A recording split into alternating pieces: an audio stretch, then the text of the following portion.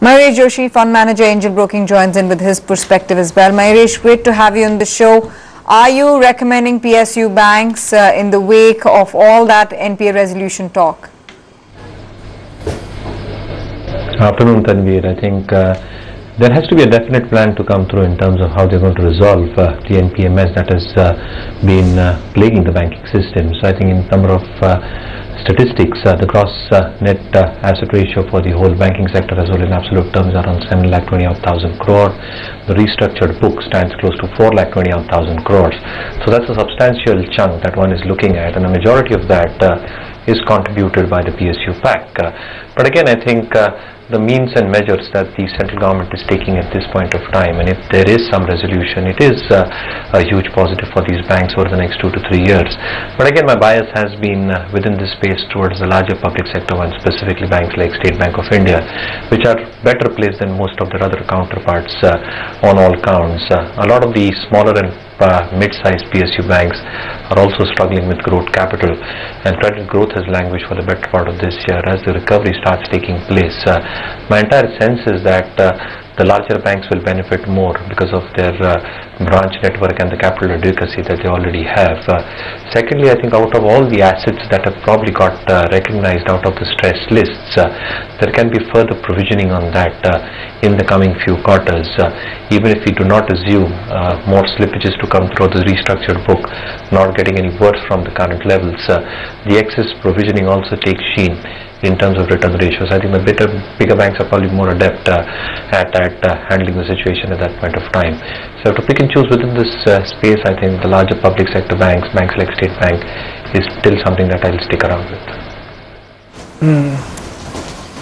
Okay, 18 minutes and then it'll be curtains down from a market standpoint, at least for FY17. It's been an eventful year. It's been a busy year.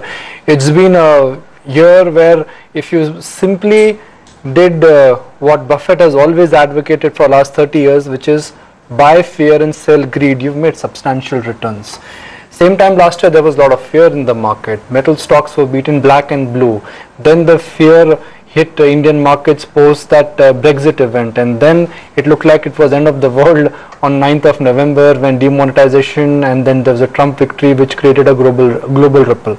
But for those, like I said, who've been buyers in this kind of a market, they bought fear, they've really made money. So we'll analyze FY17, take stock of what's been the best and the worst. And Poonam, Ajay, Yatan, all of them are ready. Shall I say ladies first? Yes, let's be chivalrous. Poonam, you go first.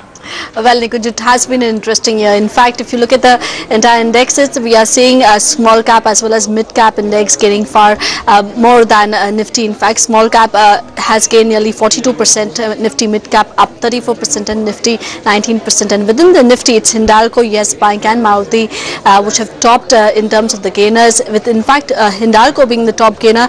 This company has grown the capacity at a time when the aluminum prices have been rising and also improved the efficiencies, and as a result, this is of course the top gainer.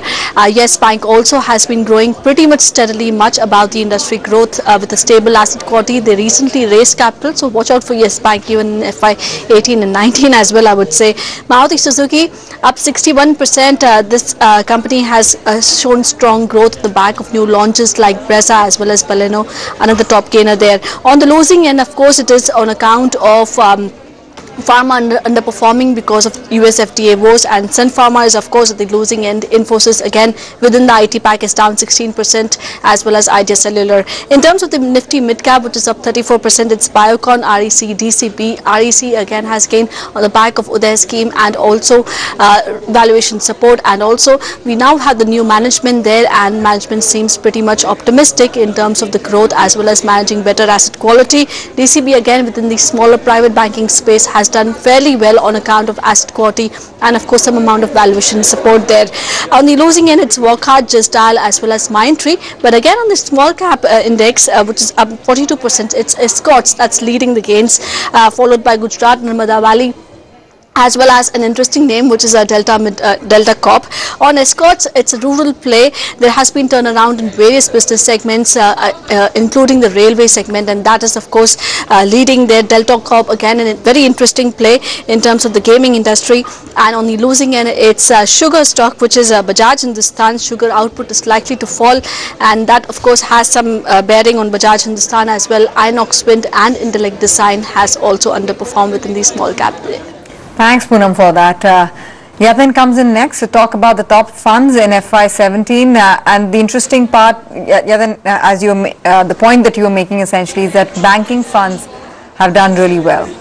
Well, it's the year of the banks, and there were concerns around NPA, but the kind of returns most of these private sector banks and few select PSU banks has given is amazing, and probably that is reflecting in a few of these fund houses schemes in which a significant amount of return is generated. So we have the ICICI Prudential BFSI fund, wherein the returns for FY16 FY17 are close to 61%. Top holdings include ICICI Bank, HDFC Bank, SBI, Federal Bank in the mid-cap space, as well as IndusInd Bank, and phenomenal run for Yes Bank and IndusInd Bank, must say, for this particular financial year. Also talking about L&T Emerging Market Business Fund, wherein the 12-month return is close to 49%. Key holdings include the Ramco Cements, Indian Bank, Tube Investments, Aarti Industries, and remember, despite the run-up, we had the promoters also buying shares from the open market, Swaraj Engine, Sterlite Technologies, and after the scheme of demerger, we have seen significant amount of returns in that stock as well.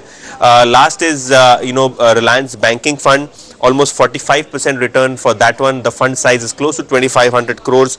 Top holding, they have maintained the quality in terms of the kind of stocks they hold. Only private sector banks is where they have concentrated the portfolio. So we have HDFC Bank, ICICI Bank, Yes Bank and IndusInd Bank being the top holdings of this particular fund, and Yes Bank and IndusInd Bank have generated returns excess of 90-100%. So the stocks have essentially doubled in FY17. So on the back of that, we have seen most of these banking funds, financial funds, and select mid-cap funds doing very well for the year of FY17.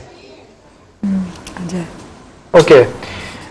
And what about institutional flows, Ajay? FY17 was a year dominated by domestic institutional investors. In fact, that seems the case, Nikunj, because we have recency bias and we have a memory going back to a couple of months. But if you look at the actual data, you'll be surprised that DIS and FIs both have bought almost the same number. 49,000 crore is what the FIs have bought for the full financial year. But what you are referring to is, look at last couple of months and how the roles of both DIS and FI got reversed. Even if you flip that and go back to the DI number, 47,000 crores. So it's hardly a difference of 2,000 crore. But the bulk of DI flows actually came till October, November, and FI flows really surged in the last 2-3 months. In fact, this particular month, which is March, FI flows have been close to 30,000 crore in 1 month alone. But if you look at the larger picture, of course, both of them have bought, both the sets of the market have bought for 49,000 crores. So it's been a very healthy year from the flow point of view as well. And that is why probably we are sitting at record highs. Yeah, what DIIs did for the better part of FY17, FIs did for most of March, or the month that we close out right now. So I think they balanced each other out. Thanks very much, Ajay, Poonam and Yatin, for rounding up what has been a tremendous year. Especially the last lap has been very encouraging, and we close out FY17 officially on that note. In fact, in 10 minutes, we would be done with this financial year. MRF, have to bring up MRF in trade. I mean, the market can call for a bonus, for a stock split, whatever it may. Stock is sitting pretty at 61,000. It's a 5-digit stock now. It's a liquid stock. If somebody owns it, little bit of 1,000 shares here, 1,500 shares here can add another 1,000 rupees. So now it's one of those stocks where it's the demand supply equation which frankly is changing. I mean, let's be very clear here. Tire industry is a very cyclical industry, and what MRF is doing is better than what other tire companies have done, or in terms of return ratios, but those numbers are not extraordinary. So I don't think anything has changed for MRF in last 3 months that it warrants a 10-12,000 rupee move. But demand and supply, And when demand and supply equation is skewed in favor of complete demand, and 1,000 shares there, 1,500 shares here can make a lot of difference. These things can happen. We've seen that happen to a Page Industries. We saw what happened to a D-Mart, 5 days, 10 days ago. So that's typical market phenomenon. You must remember there's a year end which is at play. You must also remember that MRF is owned by institutional investors. So I'm not pointing out anything foul here, but that's the nature of the market. We like to call it demand and supply. Yeah. And as Vivek highlighted a few days ago, when MRF was the stock of the day, just because it's 61,000, it does not mean it's the most expensive and it's among its peers. It actually has some more room to go. But 61,000 and counting on MRF, defying gravity in every possible way. Dealers, are they talking about MRF or are they looking at just the broad momentum on the index as well as the markets in general? Or they're talking about IOC, Reliance Industries? I don't know. Yatin has some answers and he joins us with the same. Well, everybody is talking about Reliance Industries, Tanveer, and the kind of uptick that we have seen in the last 1 hour of trade is significant in terms of high volumes, high price action, shares up at a level of 2008. So good going for that particular stock, which has been underperforming the markets. And why not post the data that they released, that probably we have significant amount of subscribers coming back on the paid version of Jio. A lot of excitement and momentum in the share price, and dealers on the basis of domestic fund flows are recommending buying even at current levels. Axis Bank, that stock has ended up at the day's low right now, and dealers are indicating there are sell flows currently in most of these private banking names, and they are recommending a STBT here. And do watch out for GE Shipping. That is one stock. Strong cash flows are expected for this financial year. They have been buying a lot of second-hand carriers and freight ships. So probably on that fundamental change, and probably capacities moving up in the shipping sector, Baltic Dry Index moving up, dealers are expecting a 15 to 20% short-term upside in GE Shipping. So that is one stock which is on the HNI radar as well. Okay, 322, and let's go and talk about Nifty once again. We are about to shut for the day, for the week, for the month and for the year. It's one of those years, like we've been saying, that everyone got it wrong. At least best of the bulls never expected such a strong point. Okay, CK, we can endlessly talk about 17% return, great year, but what matters is that Monday morning when we come back, what do we work with? Well, that's like returning to Earth, after kind of navigating in space. And we have to face up the realities. The realities clearly tell us that the bulls are still in control. They have now managed to push the Nifty closer to 9200, at least on the futures. We are at the doorstep of 9200. The Bank Nifty has given up a little bit of its initial gains, and I would attribute that to end of week profit taking in a lot of stocks, and perhaps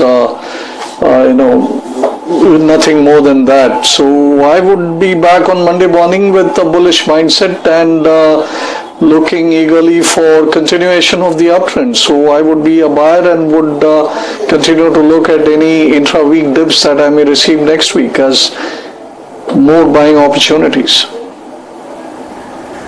Right, okay, 5 minutes to go before we wrap up trade. Siddharth, your strategies? Well, I would wait out what's happening to options data.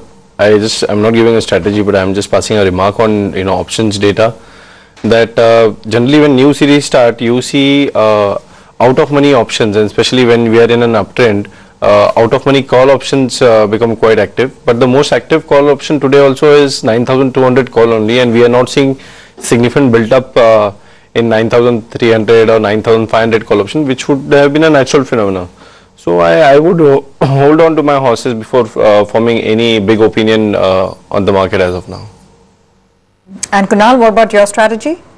Amara Raja Battery is one of the stocks which I've been recommending for last 2-3 trading sessions. It was earlier trading at around 875, 870 odd levels. Now I think it's showing that added bit of momentum. It's broken out of the patterns which I was discussing, a triangular pattern. I would sense that the stock should now head towards at least 925, 930. So as a BTC target, traders could look at 925 plus targets on Amara Raja Battery. Keep a stop loss now at 870 levels. Okay. Mayuresh, give me your preferred stock list for FY18. So large caps, Nikunj, I think autos out of autos here, Maruti is something that I'll continue to prefer on the base that volumes had hardly grown over the last 2 to 3 years, and with pickup in activity, volume growth expected to pick up meaningfully with the Gujarat plant starting as well, 250,000 odd units coming out of that. So we're expecting a strong earnings growth with a strong balance sheet and the indirect part of their imports coming down, leading to an earnings recovery as well as earnings re-rating. From the cap goods space in the large cap, I think L&T is something that one should really hold on to. I think the ENC orders that they probably won in FY15, FY16, the execution thereof will have a implied effect in terms of revenues, and though we have seen a blip in terms of both orders and revenue guidances being cut down for the last financial year, my entire sense is that as the capex recovery cycle and as the government push through starts happening, this is one interesting stock. Along with that, I think Cummins on declines. If Cummins declines another 5-8%, I think that stock has literally done nothing over the last 4 to 5 years in terms of an earnings performance. But going forward, I think the management remains confident of an 8-10% domestic earnings growth. Exports expected to pick up, margins expected to remain stable at 16%, ROE, ROCs in excess of 25%, and that should hold it in good stead. Cement again should do relatively better as a theme for FY18 as well, with the government focused clearly on affordable housing and the housing sector in general, along with capex plans for the infrastructure sector. Utilization levels picking up meaningfully, realizations improving, and though input costs have gone up meaningfully over the past few weeks and quarters, I think the leverage should start playing on the balance sheet in terms of improvement on an EBITDA per ton basis. So companies like Ultratech, JK Lakshmi Cement, to a certain extent JK Cement, should do relatively better. Selective on pharma, so I think domestically Alchem Labs as a pharma company should do relatively better with 73% contributed from the domestic portfolio, and that again has a market leadership position in the acute segment on the anti-infective and the pain and the analgesic segment, along with gastrointestinal drugs, where it probably holds the number 3 position. So largely I think less dependence on the US markets and improved growth prospects on the Indian context should hold that in good stead. And the abrasive markets is something that I'm looking at going forward as well. So I think stocks like Grindwell Norton, which have an extremely good balance sheet, absolutely no debt on its books, or a very marginal debt, if I may call it, of around 8 crores. Asset turnover is expected to improve, top line expected to grow at 10%, very strong parent in the form of Saint-Gobain, and expected asset turns to improve to 2.2 times. Something like Carbon Universal as well, they control almost 50-60% of the 3,500 crore market for the abrasive segment, and ceramics, which include performance plastics and refractory, is expected to do well. So again, I think one really needs to pick and choose, but from a bottom-up approach, I think these stocks should do well over FY18. Okay, Mahesh, I'll just have to come in there to wrap the markets. 91.74. If my memory serves me right, this would be another record close for the index, like Nikunj has been saying, for the day, for the week, for the month, for the year, financial year that is. We're looking at the mid cap and the small cap indices holding up marginally, so 0.5% higher. In terms of percentage gainers or percentage gains in the market, you're not going to get headlines because it's optically seeming like a flat session, but it's really levels that we're talking about, and they tell the story of the kind of frenzy and momentum the markets have seen over the last 30 days. Reliance Industries is your star story of the day, 4% higher, 13.20, big move coming in on Reliance.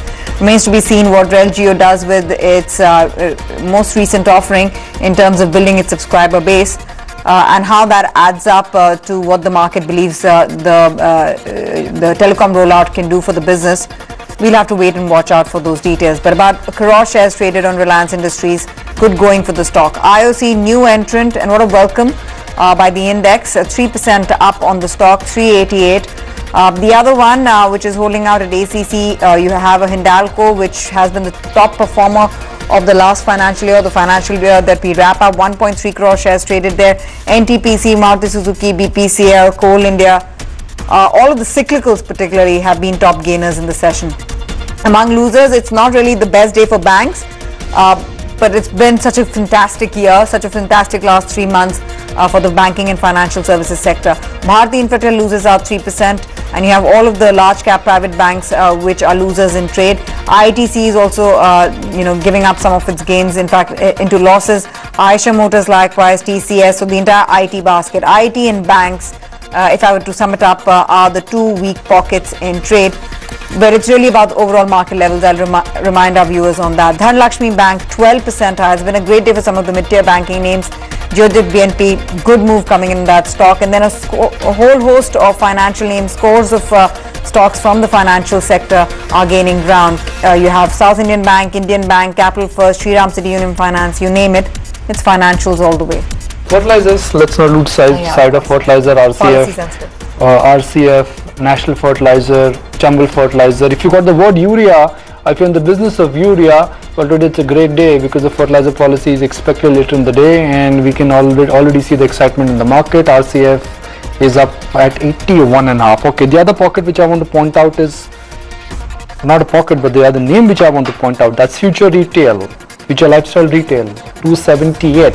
The stock in this year has appreciated by nearly 100%. That's some kind of an record-breaking move from any stock in any kind of a market.